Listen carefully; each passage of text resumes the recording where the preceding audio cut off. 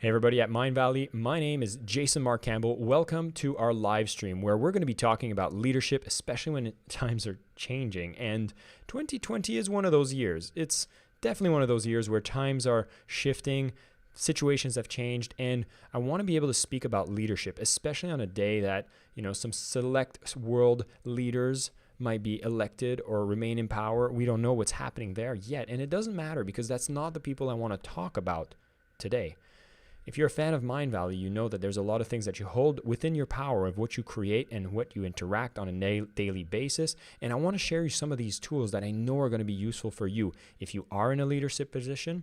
But even if you're not, you're going to realize that a lot of these ideas are going to be powerful for you as you want to go out and make a dent in the universe just by being a better person in your family, in your community.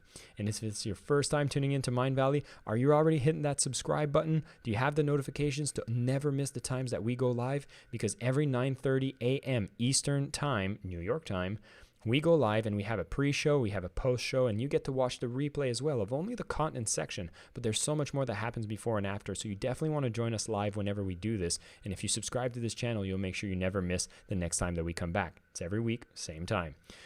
So talking about leadership, I have a chance to host a podcast with Mindvalley, which is called Superhumans at Work. And in the process, I really enjoy the fact that all these authors and thought leaders and CEOs really get to share with me a lot of the ideas that make them effective leaders. And I want to share one of the things I find is the most amazing shifts that we're seeing in the workplace and in leadership is where in the past we've often seen this idea of the boss, the person that's in charge telling you what to do, has been kind of the dominating figure when it comes to the leader, and the style of leadership being very autocratic, being able to tell you what to do and you need to follow orders precisely. And this had a time and place at the level where the work we needed to do was actually quite repetitive, menial, manual, did not require as much creativity, as much insights, as much knowledge work, which is what we're seeing is the major trend for all the major industries. All of the jobs that we find ourselves in right now are usually going to be things that really use our cognitive skills. And we've seen that there's a shift happening, that a lot of these bosses that we use as kind of that term of how the past used to be are emerging into these 21st century leaders. And what I want to share are some of these tactics and things that you need to embody as a leader that just really, really makes you more effective in the workplace. And the first one that I want to talk, especially when it comes to change, because change, is it easy? It's probably one of the hardest things we do as humans is to change. Our habits almost define us. And so in the workplace, if things change, especially if the environment, the company change, the market changes, and moving forward in 2020, are things moving faster or slower?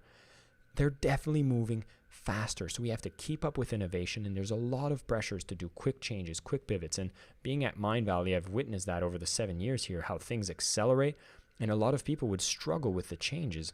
And if you're in a leadership position and change is something that throws you off your feet, this is really something you're going to want to ground yourself with, because I don't anticipate change is going to slow down. I think it's going to keep accelerating.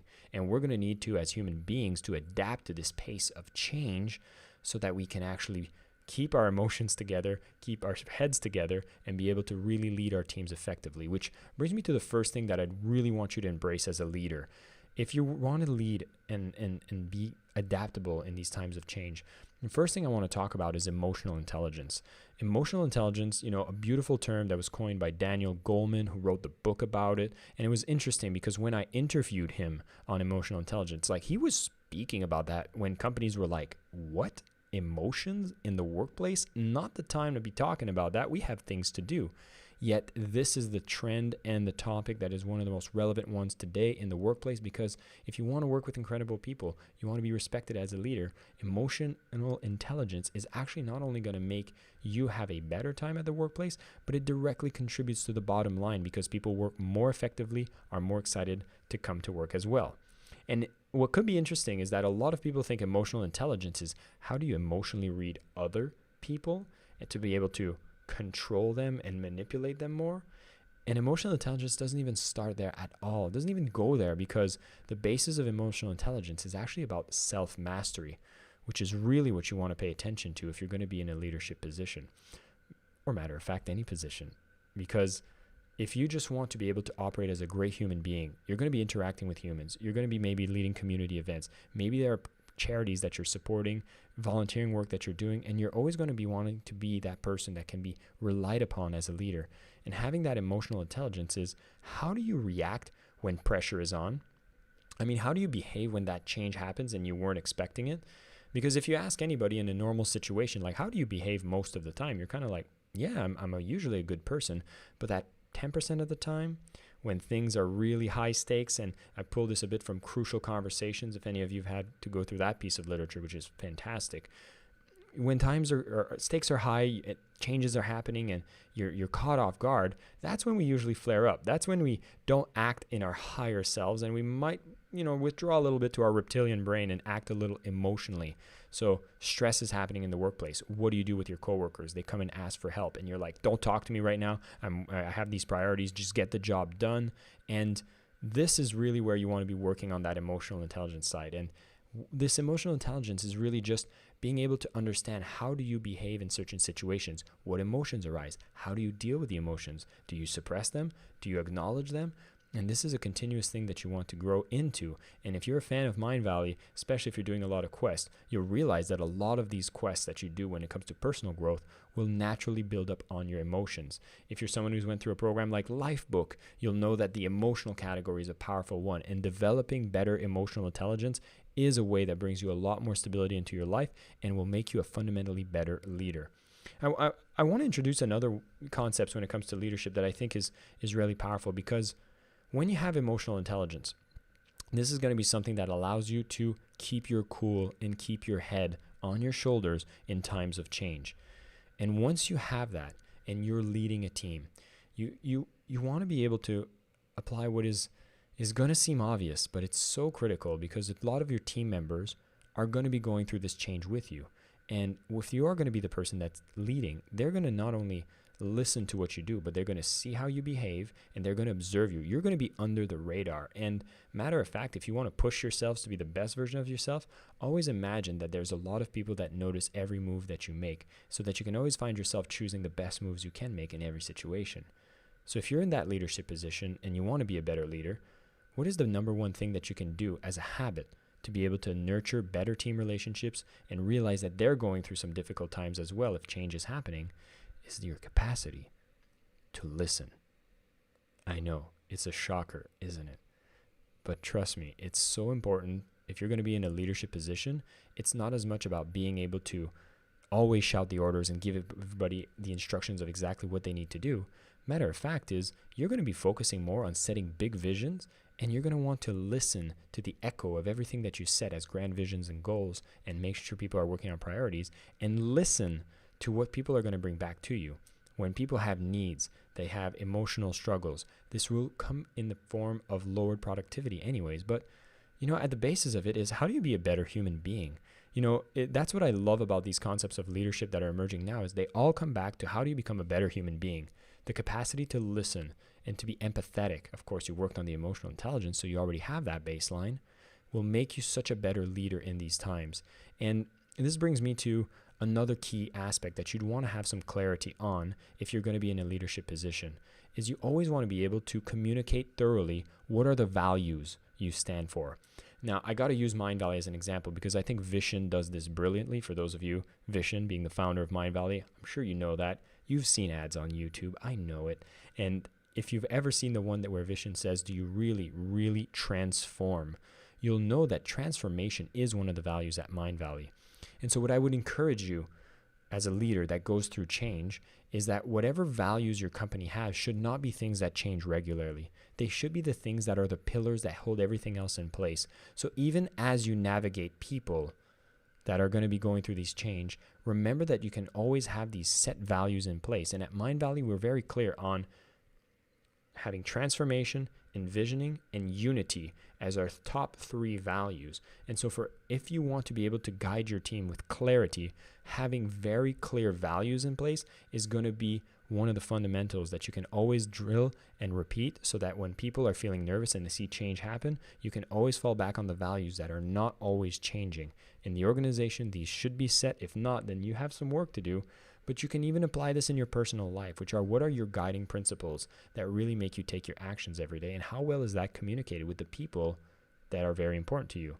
So people know, even as you're going through transformation, if the values are set and declared, you're going to see a lot of people will have better understanding of what changes are happening with you and how you can have them be guided through the transformation as well. So I'm talking about emotional intelligence. I'm talking about your capacity to listen. And I want to talk also about this, defining your values. Those are three important things that I want you to recognize, that when you have these ideas in place and you're leading, they're going to be extremely powerful. But the final thing I wanted to speak about, which is actually the theme of Mindvalley's week, is your ability to coach your team members. We've noticed that in 2020, the needs that we have as individuals and the support we need as individuals has been higher than ever. We all have been gone through difficult times. We might have lost things such as employment. We might have lost people in the process. It has been a difficult year, and we are all out here trying to support each other. And one of the best ways you can support one another is through coaching. And if you're in a leadership position and you haven't nurtured your coaching ability, it is one of the number one, if not the number one skill for top leaders today to be able to nurture, because this is what the team requires. I mentioned that in the past, bosses were all about making people work harder by cracking the whip. But today, you want to get people to work much smarter and make a true impact by being able to coach them. And so if coaching is a practice that you already have, good. It's one of the best skills you can nurture to make you highly effective in the workplace. And it is this week's amazing masterclass with Ajit Nawalka, who's actually teaching you the frameworks that you can apply right now when you want to bring coaching into the way that you work, in the way that you operate, and that you bring into your communities and your families as well. And so these are exactly the things I wanted to drop for everybody that are listening here for this week. As we're talking about how to navigate change and how to be a better leader, is you want to step up, work on your emotional intelligence, become someone that actually is more aware of their emotions, because once you have more of that awareness, you're going to be able to control your emotions at the times that you're shifted, so that people can look at you as a role model and be inspired to know that you are someone that is solid and that you continuously work on that aspect. Be a good listener to your team, because a lot of them are going to come up, might have some issues that they want to deal with, and you want to be able to lend an ear and be a supporting boss, a supporting leader for these people. You're going to always want to make sure that your values are extremely clear, because when people know where your values are, they'll understand why you make certain decisions. And then challenge yourself. If you notice you make a decision that's outside of your value, it must be because there's something else you value more. And if you don't, then you might want to start acting in more congruence to your values. And that probably comes back from your emotional intelligence work. So it all falls in together. And finally, the last thing I want to leave you with is this element of coaching is so important and so emerging today. It's definitely what you want to watch. I see some people on the chat are asking about what is this webinar for coaching. Well, I'm going to drop it right in the chat right now. If you haven't had a chance to see this brand new webinar that we're doing in partnership with EverCoach, which is Mindvalley's coaching platform, I just put a link into the comments right now. So just go to go.evercoach.com. Your link is right there. You can go and sign up. It's absolutely free, and it's going to go deep into the aspect of coaching. So this is the message I wanted to leave with everybody today. Thank you so much for tuning into these live stream. What we're going to do is, for everyone who's here live, we got over 138 people that are on with us right now. We're going to continue after the end of this video so we can have some discussions, and I want to bring in some more insights on leadership from all the people I got to interview on Superhumans at Work. Once again, my name is Marc Campbell. Thank you so much for tuning in so we can share these insights when it comes to leadership and everything else that's being featured at Mindvalley on a weekly basis. And if you want to come in on the live stream, be able to interact with everybody here live, be a part of the Q&A that we do after and the pre-show we do as well, make sure you tune in at 9:30 a.m. Eastern Time. This is the time that we'll be doing it. Thank you so much for watching the replay. For everybody being live, stick around. And for everyone else, we will see you next week.